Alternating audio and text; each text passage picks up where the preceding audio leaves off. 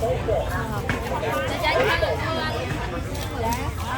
đây bông lại cho nó lại đi mà không thích rằng xem